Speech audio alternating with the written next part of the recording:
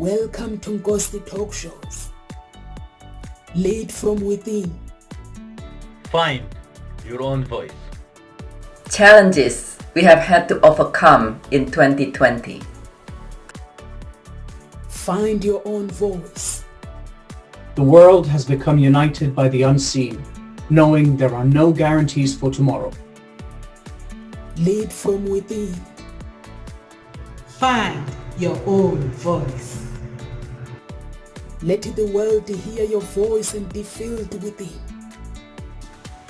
For the day has come for you to be a great leader. The time has come to break away from the pain, distraction, experience the unthinkable.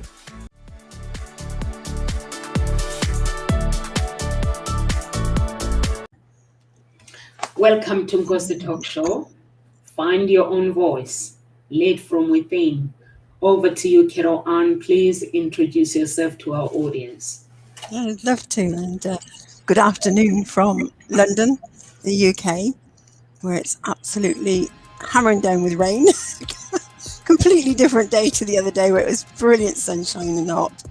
But so I'm Carol Ann, and as the writing facilitator, what I do is I support soul-driven entrepreneurs in becoming more productive with their writing by connecting them with their deeper innate ability to write.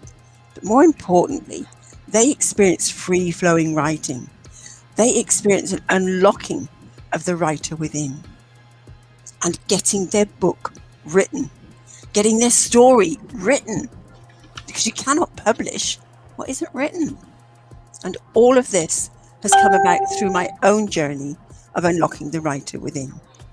So I'm Carol Ann, the writing facilitator, helping you to create momentum in your business through the written word. Thank you. Thank you so much, Carol Ann. So our topic today, are you better off being a wife rather than remaining a girlfriend? So I would love to know, why did you choose this topic? I actually thought it was John who chose the topic. Well, I just saw it somewhere. I saw it on telly, and I just went, "Oh, that's an intriguing, topic to talk about." And I just thought, "Oh, it'd be great for today because John's normally here, who deals, with relationships, and it would be a great topic to explore alongside with him, and see what opened up." So that's really why I just saw it and just thought it'd be great for today. But unfortunately, John's not with us today. So let's see where we go, because I'm going, I don't know, actually. It's not something I've given it much thought, and so I've just sort of given it a bit more thought since I put it down as a topic to have. But are you better off being a wife rather than remaining a girlfriend? It says. Interesting. So what do you think? What did you think when you saw this topic, Nomsa? You're muted. For me, basically, I think everything you do in life is a choice, and you will find that the people that are married and people that are not in a relationship are better than people who are in a relationship, based on some people enter a relationship for the wrong reasons, and some people get married for the wrong reasons with the wrong people. So are you better off being married than being a girlfriend? I think if you have the right spouse in your life, you're better off being married. That's what I think, because that's what a relationship is about. It's about you meeting the love of your life, creating that beautiful picture. And if you want to have kids, or some people don't want to have kids, so everything else come down to choice, choosing that I don't want to have kids because of the reason. Some people have got friends who don't want to have kids because they love traveling. So they think that they rather spend money on traveling and on themselves because children are too expensive. So that is their choice, but they are married and they are having a good life. And then I have people who are not married that I know they say they rather not get into the stress of getting married. So people basically think that marriage destroys a relationship, because there are some people who have been together for 10 or 15 years. Once they get married, then it leads to divorce. I've met people like that. They tell me, I've been with my husband for 20 years and we got married when we were 15, after 15 years, but once we get married, problems start. So I don't know, what is your opinion on this one? I'm not sure. I can just hear some music still. I'm just wondering if that can No, be the turned music is part of the broadcasting. on? Really? Oh, okay. Yeah, it's part of the broadcasting. Do you want me to switch it off? Yeah, I find it hard to focus on what you were saying, because it's like that's in my head. Is it just something you just started to do? No, it's under Restream. I haven't heard it before. It's a new thing that they've added. If you look at it there, the topic, you see the topic is on top. Can you see the topic on top? What do you see on top? On top where? I'm not really sure where you're looking. On top of the screen. The topic is there. Normally it's not there. Or you can't see anything. What do you see on your screen? I just see your logo. Okay, and two pictures. On top of the logo, what's there? There's nothing else written, just the leave button. Okay. And then it's just got Restream Studio. So I find the music distracting in my head when you were talking. Okay. I don't know what other listeners would find. It's a background music, so it's not. Yeah, it's a background music. You can choose. I think that is the more common one. You can choose pop music or anything, but this one is more calm. I must say I find it very difficult to think when that's in my head. It's still loud. I can hear it. It's there in my ears. Because if I switch it off, yeah, it confuse the audience because it has to go right through. Okay. Well, perhaps this we'll have a chat later, because it's just we've never had it before. This is the first time. It's on low because I've started the music. If I switch it off, you will confuse the video. It has to be professional. I think those are the features that they have added. Okay, I've not had music before in other things I've listened to where there's been two people speaking. The music has stopped. No, the videos, the music. Do you want to talk about the topic, Carol Ann? Yeah, let's. And this is interesting because it's like differences come up in relationships, don't they? Whether you're in a marriage or whether you're just in a relationship as a girlfriend, and it's actually how to deal with the differences and the differences of opinion, and what is comfortable for one, and is it allowing yourself to remain uncomfortable just for the sake of the relationship and or the partnership. And that's a great question to sit in, because there are times when you're in a relationship where you're frightened to say anything in case you upset the apple cart. Yeah. And you're actually in quite a lot of discomfort, and that's not a healthy space to be in. Allow yourself to be uncomfortable because of upsetting the apple cart. So it's interesting this is shown up, because this is how. But is it any different actually being married to if you're a girlfriend? You still have the dynamics, but as you say, something about there is like an expectation to get married, isn't there? And I know when I got married, it was like that seemed to be the normal course of things to do. And not just say stay girlfriend and boyfriend and, you know, have that relationship like that. It was like, no, we're going to get married. And it's as if that's the only way you can commit to that relationship. It's seen as that's the long-term commitment, which, you know, is quite interesting.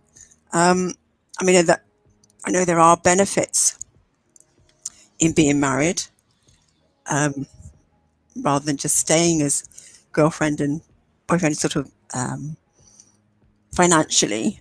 I mean, because I think you can actually transfer money and assets without any tax liabilities if you're actually married, more easily than you can if you're not married. So there's things like that, and also if you die, then obviously your assets just transfer. So financially, there's some security there, but you know, you can still have the same things happen. You know, whether you're married or not, your partner could still go off and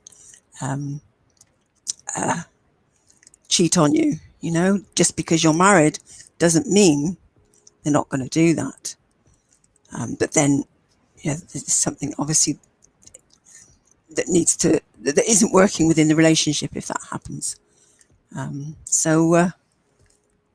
Interesting. There is stress in marriage.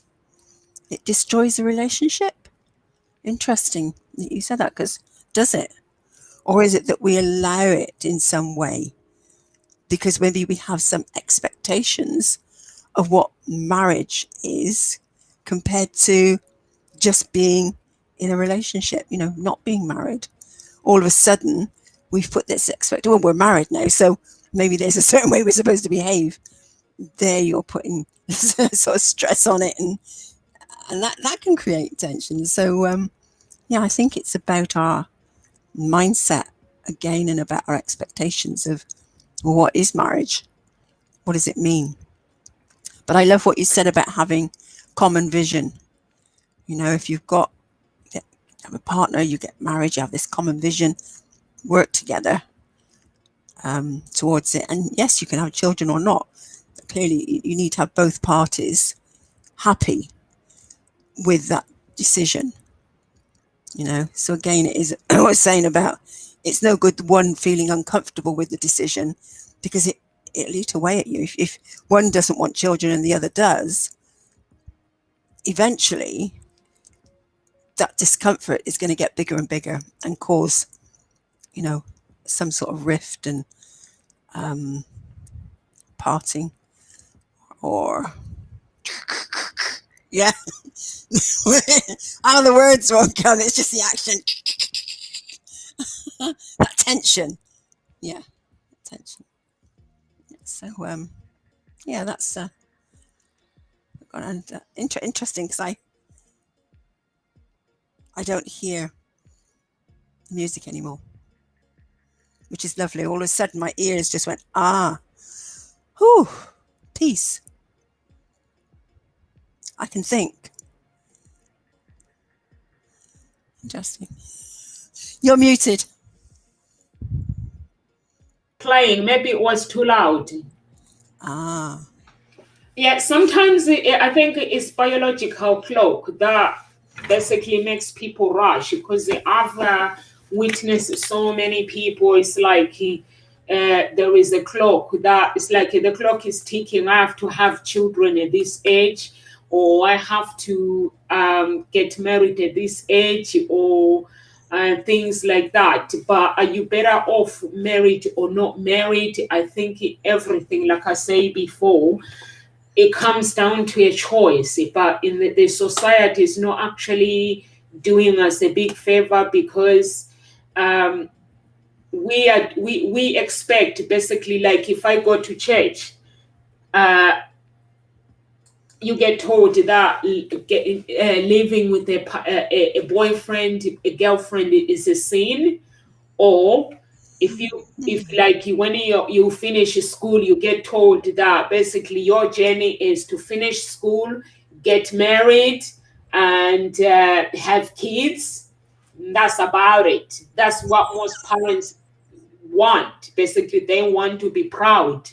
If you can't have kids, if you're not married, they can't be. They feel that they can't be proud because everyone wants to see their children. I don't feel that way with my children. I feel that life is a journey. My children should take their own journey, how they want to live their lives. I feel that I have to pray to God to actually ask God to look after my children, and not like to be like everybody else to say I'm 20 or 25 or 28, I have to have kids. I didn't have my oldest daughter, until I was 28. But I'm glad that I didn't have children when I was young, because I wouldn't have looked after them the way I looked after my daughter. But when I was living, like, when you are with somebody, boyfriend and girlfriend, they make an effort. They want you to think they are the one. That is the problem. They make an effort. They do all these things. They take you out. There's so many different things that men can do, a woman can do. The effort is actually endless when you're boyfriend and girlfriend. But then once somebody proposes, that goes away. It becomes, when people are obsessed, I believe that marriage should be something that is natural. It should be somebody or a man getting up one day and say, actually, I think I found the one. Or it should be actually one day a woman get up in the morning, because a woman can propose as well and say, I found the one. But when it becomes an obsession that when are we getting married? When are we getting married? It's actually, these two people, they get married for the wrong reasons. But I feel that it's something that, okay, you meet somebody, you all sit down and agree that this is where we are heading. This is where the relationship is heading. We both want to get married. We both want children. We both love traveling, and you put everything on the table and you all want the same thing. I think in that way is fine. But there are couples, people that they meet, they have no clue what the other one wants, because they don't ask questions. And the other one wants something else, and then the other one wants something else. So the woman is going to want, I want you to propose. Well, I want to get married. So the man, instead of standing up himself that I don't think this is what I want, or the woman is saying this, I don't think this is what I want, they just get married for the sake of getting married. What I'm saying, it does happen. I have seen my friends, basically, they're like, I'm not happy because he doesn't want to marry me. I'm like, but when you met, what was the agreement? Was the agreement to get married? No, there was no agreement, because people don't ask questions. There was no agreement.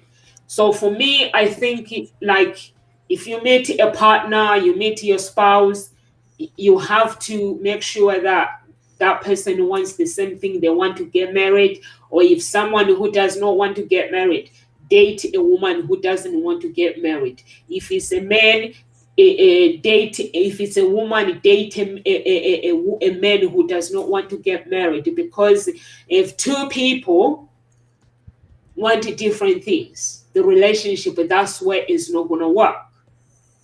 So are you better off not being married or married?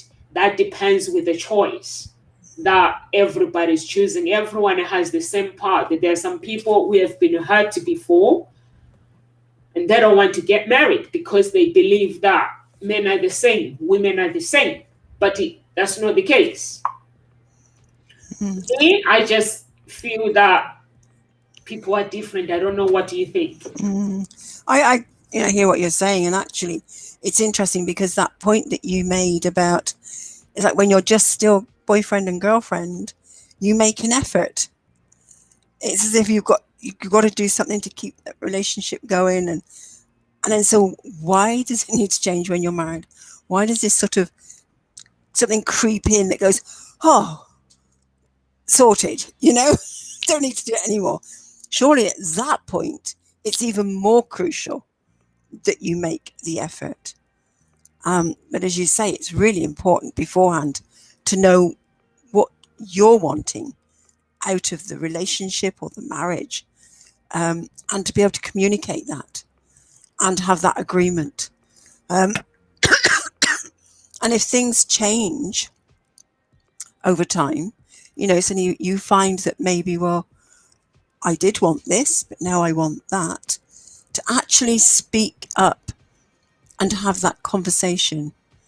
And I think it's about defining the relationship that you want, you know, and I think whether you are boyfriend or girlfriend or whether you're married, to be able to say what it is you want and to have that conversation without judgment, and so that you can be clear. And if there is disagreement, be able to work through it and come to some point where you can move forward together. You know, you have to be clear. Do you actually want to stay together? If that's the bottom line, then it's the next question is, well, how can we move forward with this in a way that works for both of us? You know?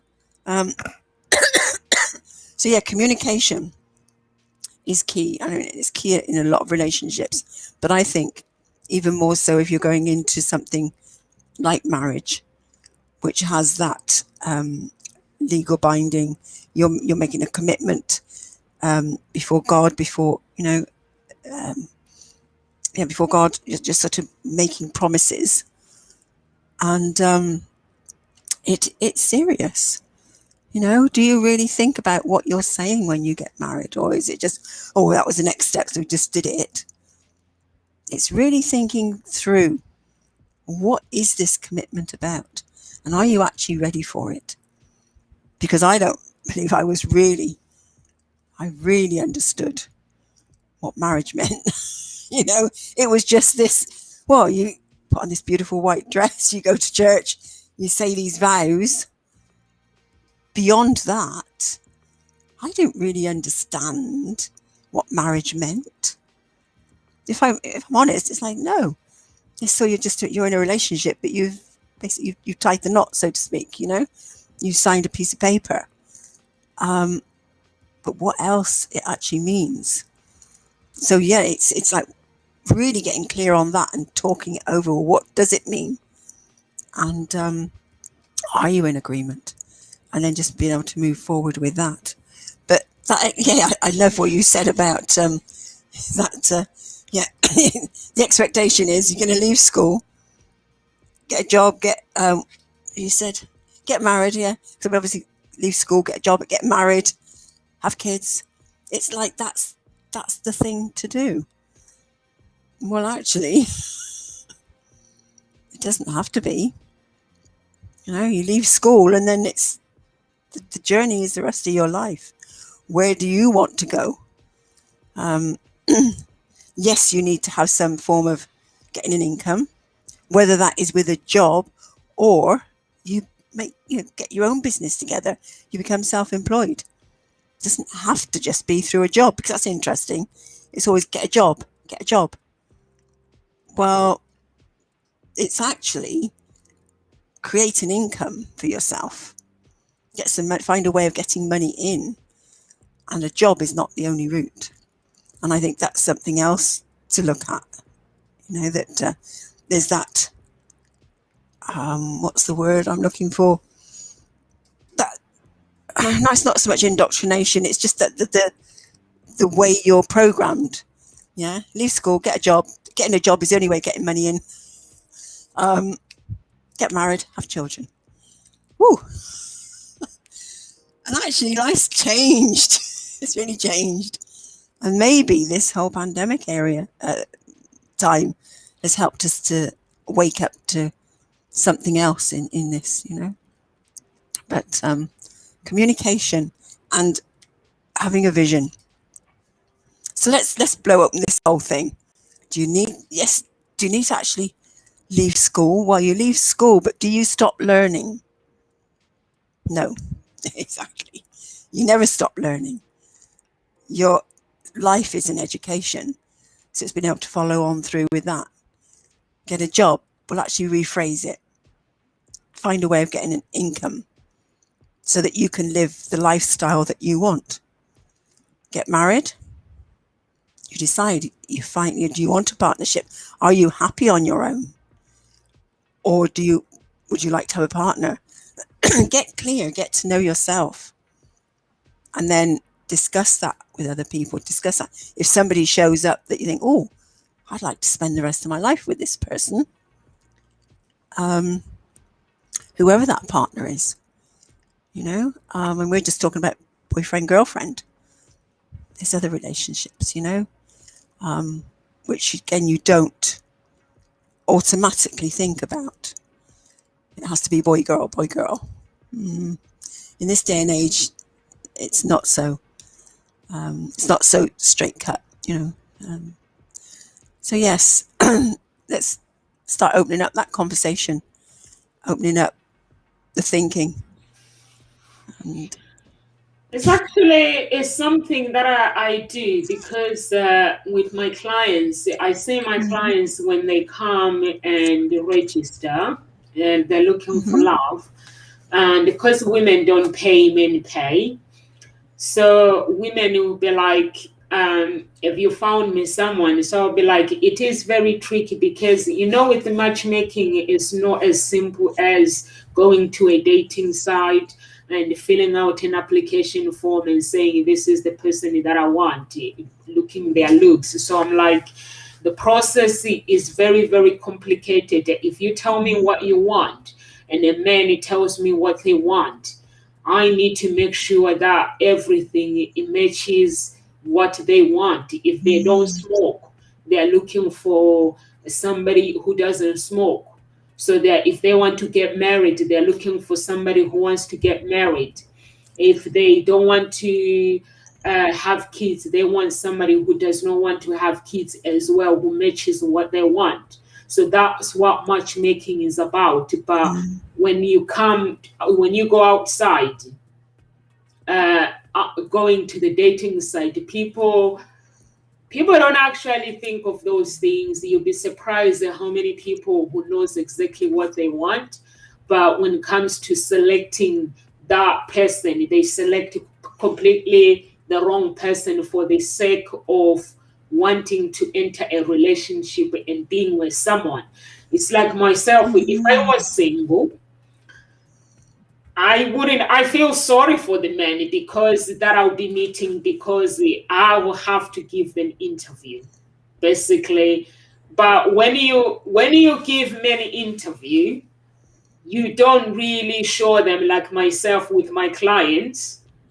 When I meet my clients, like the men, I go to their houses, they're showing me around their houses. This is where I live, Nomsa. I'm looking at their houses. We go around the house, looking around the garden, and we're talking. But I'm actually digging deep to who they are because they're comfortable in their own home.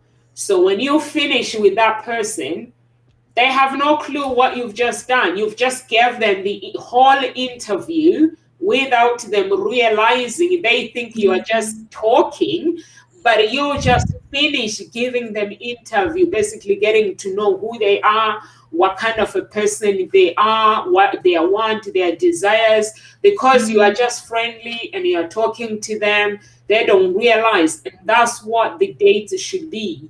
A woman or a man should be able to learn how to screen or interview their potential spouse without them knowing. You screen them. We call them screening. So you basically know your want. So basically what you can't do is you can't expect to select something that you are not.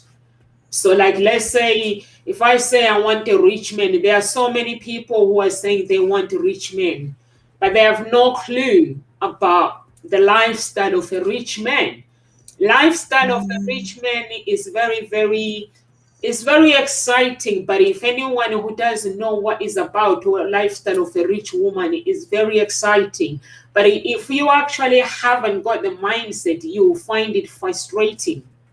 Really, really frustrating, because that person, they love traveling. They travel with work. So you have to be able to put up with that person, although they're billionaire, they're millionaire, you have to put up with them traveling for work. You have to be put up with them going to meetings. There are so many things that are involved, going for dinners. So are you that wife that is prepared, or a man that is prepared to go and dine all the time?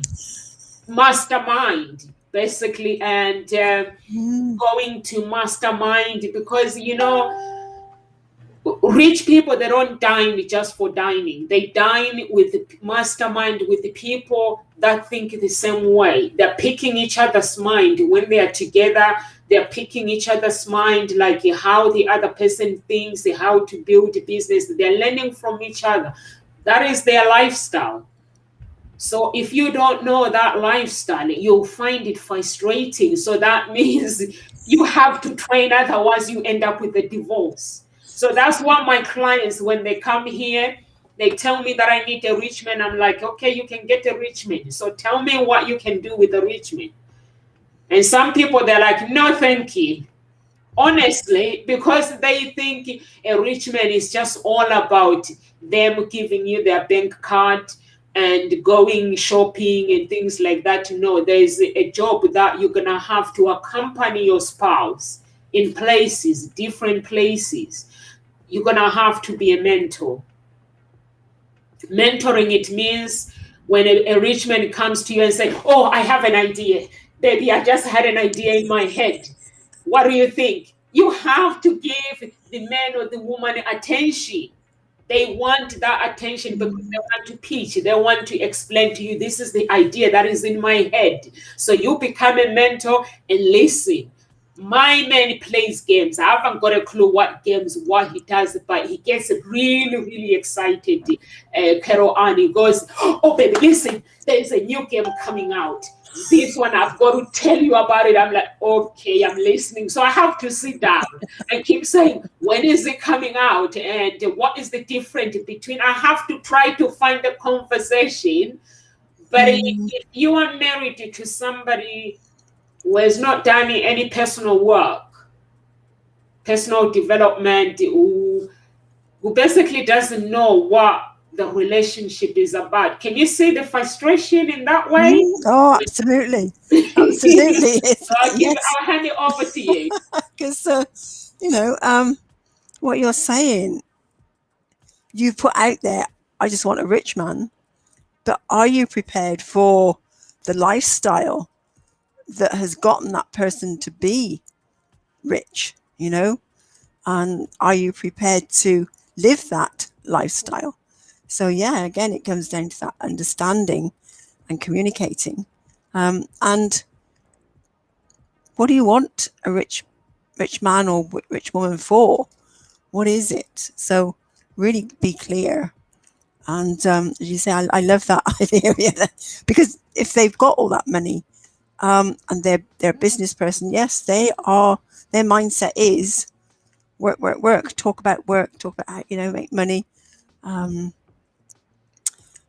Who knows what else might be there, but what's their expectation of having a partner, and what are they going to expect of you? So really getting clear on that and understanding it. And that's a great point. I thought, oh, that's interesting. Yeah, I was listening to you. It's like, yes, I sort of know it, but I don't. It's funny how you sort of know things, but they're not conscious. And having this conversation actually helps bring it to the fore and makes you think, oh, well, yes, I haven't really thought about that before. But is marrying a rich person the be all and end all of life? Isn't there something more to life than just money?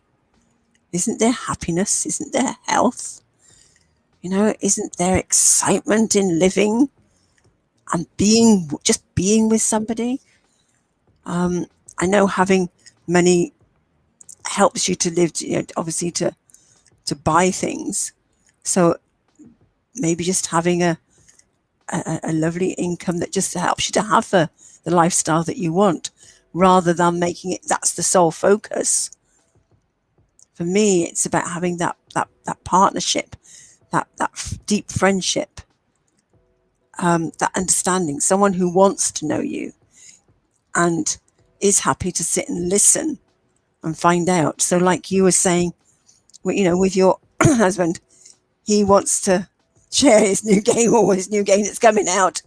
You take the time to understand, even if it's not necessarily your world or your interest.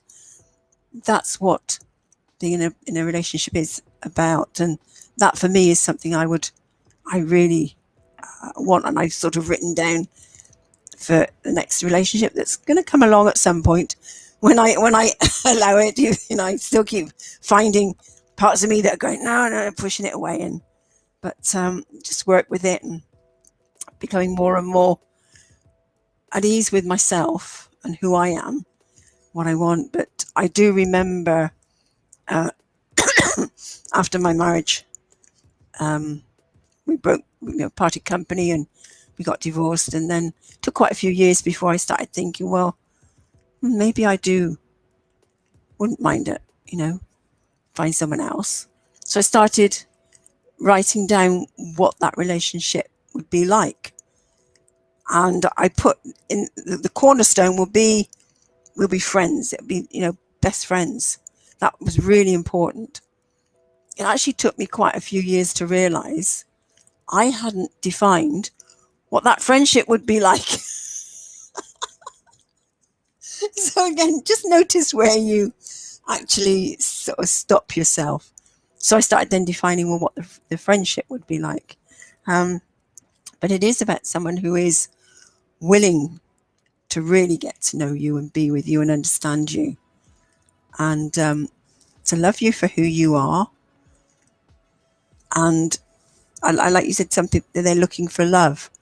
Well, I think that's for me is key in any relationship. That loving relationship, that bond, that's something that holds you, that you're feeling really at one with that person. There's something here in the heart, and it just goes, it sings, for joy. But you're together, whether you're physically together or you're apart. For me, I've said I want somebody who does the work, same work I do, is in personal development, self-discovery. But we are our own person as well. So I could be one part of the world, he could be another part of the world. But somehow we are still together. We're really so close. There is no distance between us, and then we just come together, apart, but it is a relationship that works in that way. There's no holding on, no, you've got to be with me. And yet other people, they like to have that togetherness and not be apart. And that's okay as well, if that's what they want and that's what makes a relationship for them. So yeah, I coming back down to defining and understanding what you want. But so in terms of which is best, get married or stay unmarried, I think that's a decision that you have to make and weigh up the pros and cons yourself. And I can only see at the moment it's just the financial, because you can still have a committed relationship even if you're not married. You can still make a commitment to each other. You can still verbalize that. Does it actually have to be a marriage to make it a committed relationship? Be interested to hear what our audience think, and other people who are listening to this, what they what they think in terms of that. Does it have to be a marriage for it to be a committed relationship?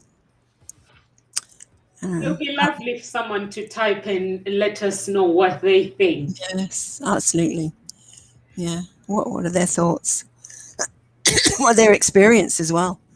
Have they experienced both, maybe? And which ended up sort of being the better experience? Again, it's different for all of us. And I think it does come down to knowing yourself, what you're comfortable with. So go on that self-discovery, ask yourself some questions, you know. If you think about being married and that marriage ending, how do you feel? How do you think you'd feel? Or if you're in a relationship and that ends, how do you think you'd feel? You know, because then that can sort of maybe show you whether you're someone who prefers maybe just to be single rather than with somebody. It may be that you prefer to live separately rather than living together. Does that work for you? You know, there's some certain levels of freedom. It's asking all these questions and really getting clear. Are you looking for a long-term partner? Or are you just wanting little short-term partners that can help you through a period of time? You know, it might be just something that you want to explore together. And then it's like, okay, that's it for now. That's something else I want to move on to. Does it have to be a long-term partner? Who says it has to be? As long as you are clear together yourselves, you know, I don't know, just something that popped into my head right there. Longer term relationships. I met this woman in the Harrington's business event when I introduced myself to her, and she's been married for 25 years. And she said to me, "What do you do?" I was like, "I'm a love harmonist." And she was like, "Are you married yourself?" And I was like, "No, I'm not married." So then she said to me, "So how can you match me if you don't know anything about a relationship?" So I said to her, "I didn't say I'm not in a relationship. The difference between me and you've been married for 25 years. I'm in a relationship, but I'm not married. But if we can talk right now and talk about relationships, you will not teach me anything, but I can teach you something about a relationship." That's why. And we started talking. She was like, "I've never looked at things that way. And I said to her, "Listen, you know, when it comes to relationship, the difference between sometimes the difference between someone who is married or someone who is not married is the certificate." For me, and then I explained to her, I was like, "I'm not married, by the way, because my family, they live in Africa, and I don't think the marriage can have a meaning if I was to get married without my family. So I need to be able to afford to bring my family to the UK, and I have, because if I was to go to Africa, Martin's mom, she's scared of flying.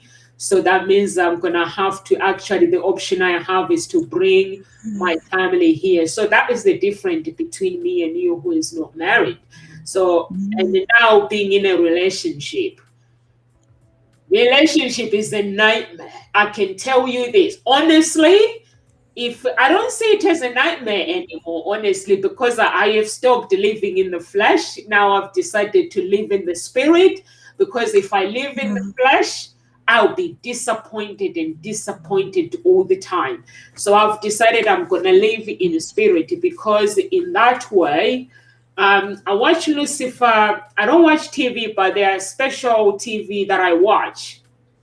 And the last episode of Lucifer, and the God was telling Lucifer, was it Lucifer or Manadin, that nothing lasts forever. And he was saying, and he said to this girl, the demon, that the things that you seek, you want me to give you, you've already got it. You'll be surprised how miracles happened. You want love from somebody else. That love, you've already got it. So I was like, I've never looked at life that way. You know, like sometimes if I'm in a relationship or if I'm friends with someone, when they go, I feel hurt. But I was like, I've never looked at life that way, that whoever you meet in life, there is a reason, or nothing lasts forever. And I was like, this is amazing. But the way he explained it, I don't know if you can watch the episode, the last episode of Lucifer, or just the whole thing. I think there is 12 of them. It's really beautiful because there is part of God there, and there is a sacrifice. Somebody, God is retiring, which is that made me really, really laugh. I was like, these people are making fun of God. He's retiring, but Lucifer somebody has to take the throne. So somebody's making a sacrifice. I was like, wow, life is all about sacrifice. So you have to sacrifice something to win something.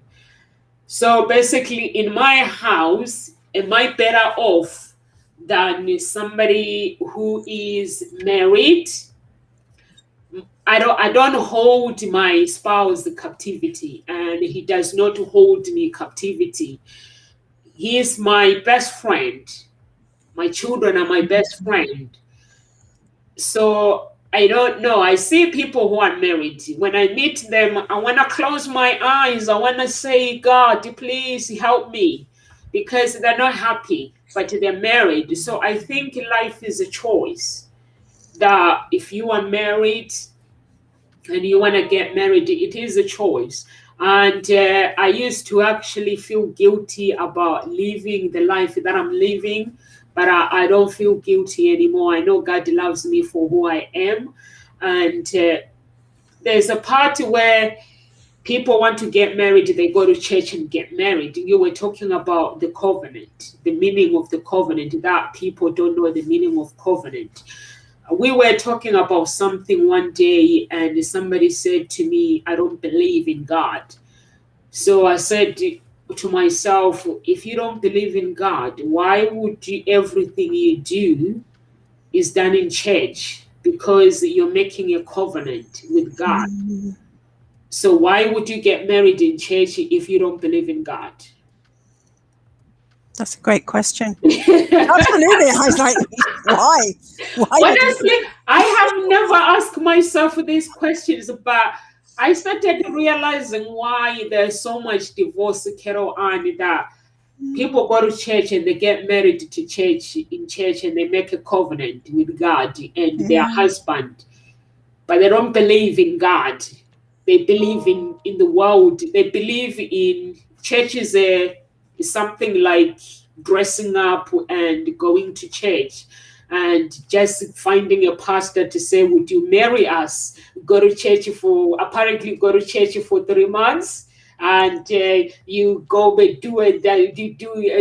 You get married, and that's it. And when you have problems, what do you need to do? Even if you don't believe in God, where did you get married? You got married in church. You need to look up and just say, God, can you help me? I got married to you, to your church. You say anything you ask in my name, please, my marriage is falling apart. But people don't do it. That's why I think so many marriages fall apart, because we enter the covenant. You were talking about covenant. We enter the covenant that we don't know the meaning of it. It's like me and my children, we were talking about baptism, and my youngest one, my oldest one was dedicated. My youngest one is not dedicated yet. So we were talking about baptism. So I was like, why would you baptize a child? My children were asking. I was like, you don't baptize a child because they haven't got a clue what they believe in. A baptism is something that you say, okay, I'm going to follow Jesus. I'm going to follow God. I'm making a covenant. So I was like, when you are being dedicated, I'm giving you an option whether do you want to be a Christian or do you not want to be a Christian.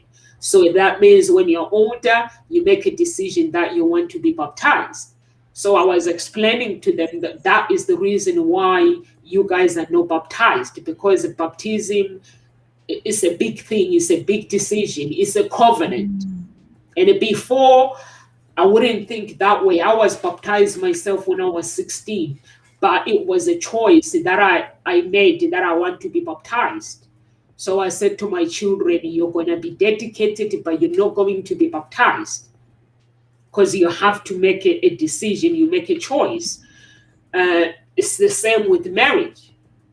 I feel that people that go to church, get married, they live with problems. I think the person who is not married is better off than the people who actually go to church, not knowing what they're doing.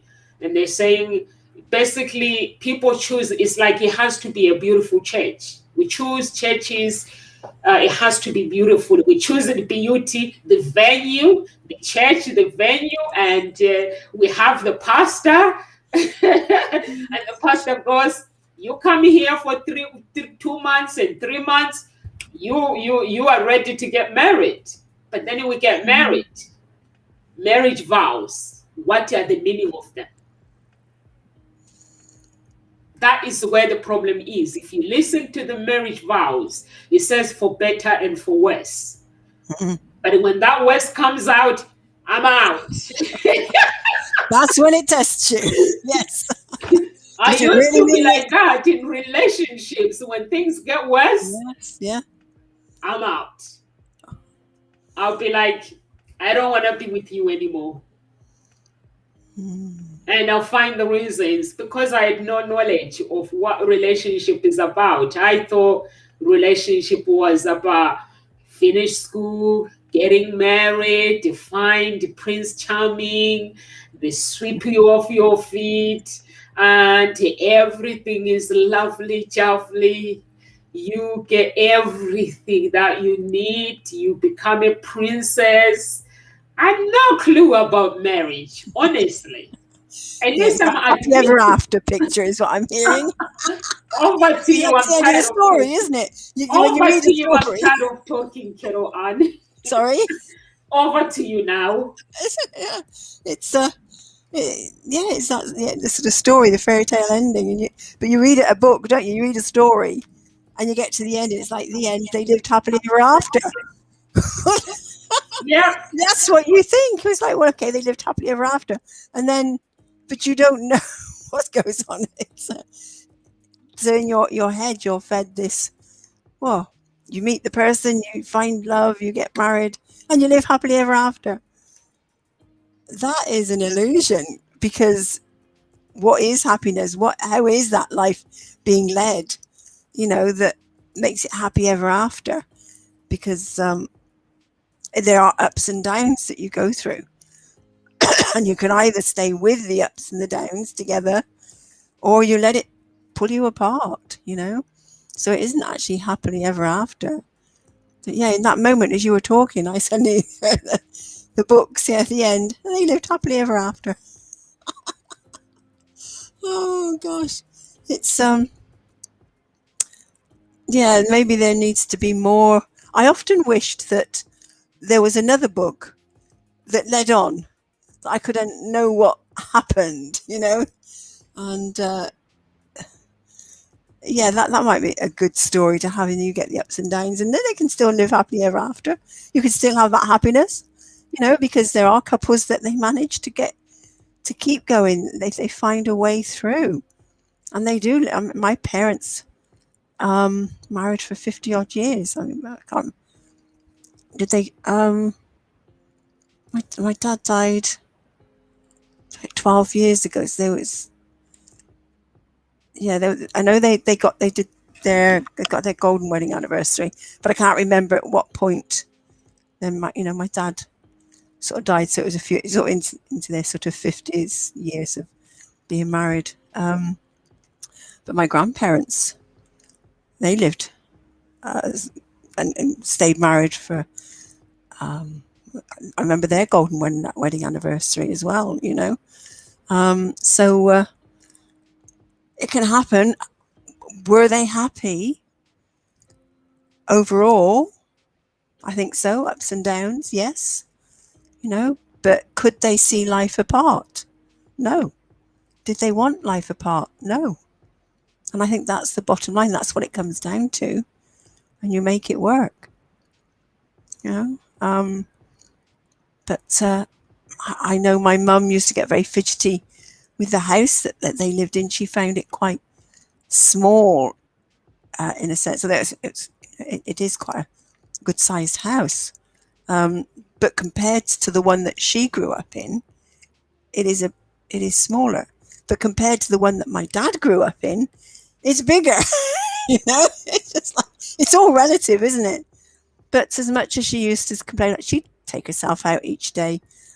But could she even contemplate being apart from my dad? No. So I think it is, the bottom line is it the person that you want to be with?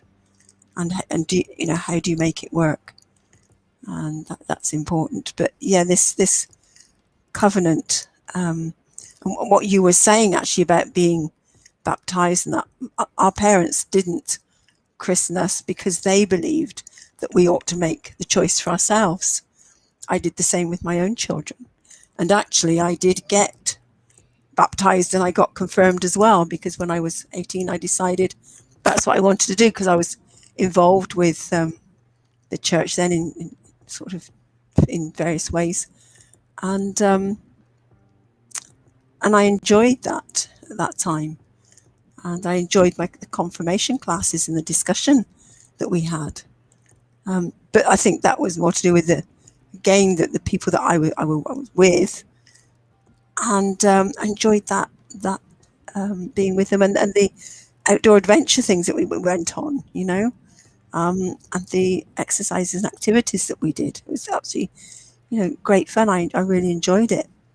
And but I was happy to have got married in the church that I was used to, go to, because it was that particular vicar that I wanted to marry me. But when I realised that he wasn't going to be around on the date that I said, I then went, right, I want to be married in this a different church, which was this beautiful big church, again, near where I lived. And I got married in there, and it wasn't, I didn't know the vicar there, but fortunately I was able to get married in this other church. So yeah, it's, but in terms of what that covenant is and what it actually means, interesting. But yeah,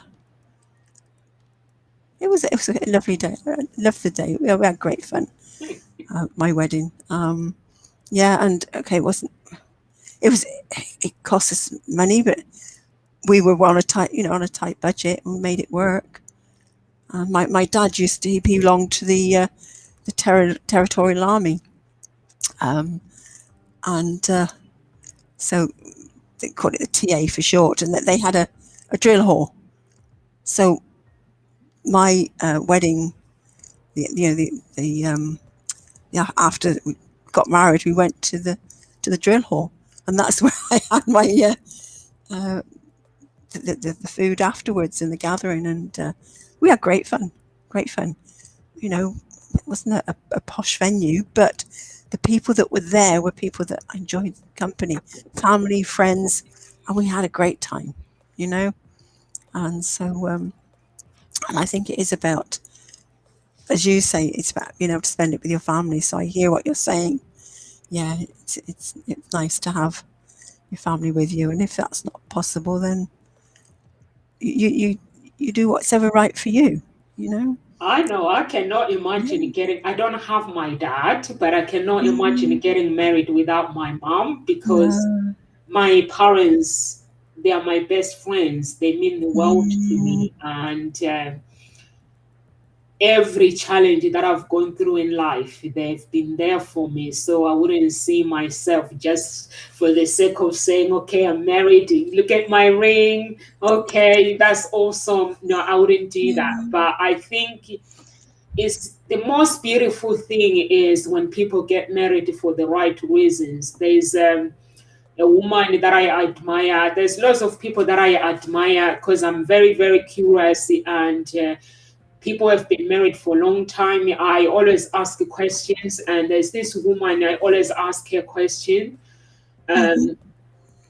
why she got married, she stayed with her husband for this long. And she says, no, sir, if you actually take your expectations out and be independent, your husband is working, and then you get a job, they don't have kids, but they've been married for 25, I think it's more than 25 years now. I met her 10 years ago, so that was 25 years then.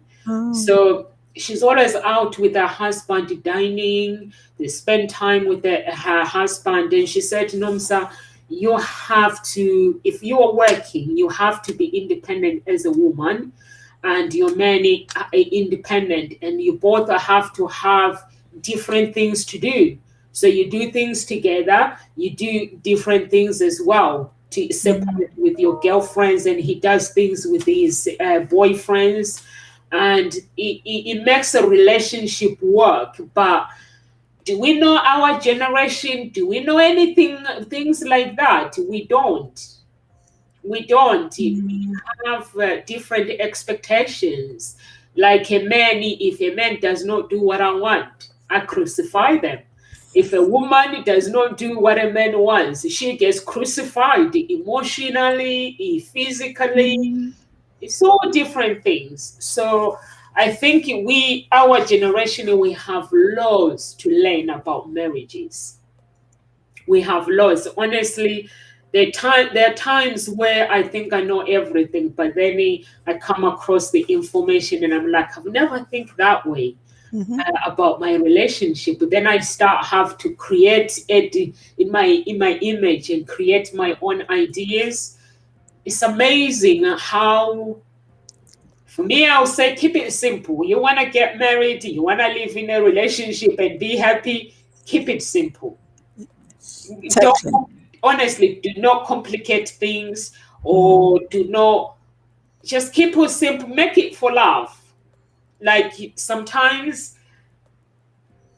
like there's a trash outside our house. I don't think anyone has ever taken a trash in this house. My daughter, a few days ago, the 5-year-old one, she saw the next door neighbor taking the trash out, and she went and did the same. So I was like, oh, wow. I was like, oh, wow, that's amazing. I see her, she's pulling the bin out, the big bin out. I was like, Kayla. Then I had to go and help my baby. So I was like, wow. So I think also the people that you are surrounded by as well, they play a very, very important part in your life. I'm not against people who are not married. I'm not against people who are married, but I'm against people who are doing things for the wrong reasons. Because at the end of the day, you end up getting stressed and depressed, and you're not happy. I think you have to do what makes you happy. Definitely. What really, really makes you happy, just do and go for it. If you're staying single or getting married is the thing that you want, search for the same person that is searching for what you're looking for. And for those who are looking for love and think love does not exist, love exists in so many ways. So that's what I live with, that love exists. There are so many people who are looking for true women, true men, but they can't find them. So if you're one of them, search for them. What is a true man and what is a true woman? It's everyone's own definition, isn't it? Yeah. And I think it comes down to what we've been saying. You need to know exactly what that means for you. Yeah. And actually, be prepared for that person showing up in a way that you maybe had not expected. Because sometimes we're a bit blinkered, we sort of think, oh, it has to be this way, or this has to be this person. But actually, be open to being surprised, pleasantly surprised in, oh my goodness, this person is exactly what I wanted, but it isn't, there's something a little bit different in about them, but they have all the qualities that you've wanted. So you were saying, you think you know everything. Well, actually, if you think that, you've immediately shut yourself down to learning anything else, because actually you know nothing. You know a small fraction of what there is to know. Yep. And it's about being open and keep learning. And so, and just being clear on what you want, keep putting it out. But be prepared for someone to show up in a way that maybe you hadn't expected. and has got That's all my the thing. qualities I that you love want. that, Carol Ann. That's my thing. Yeah, I love that. yeah, cool. So, oh yeah, there you go. So, yeah, Okay. we are here Monday to Friday in Gossip Talk Show. Please, if you are listening to this message tomorrow or later today or next year, please share some heart, press some heart button and share some love with your friends and family.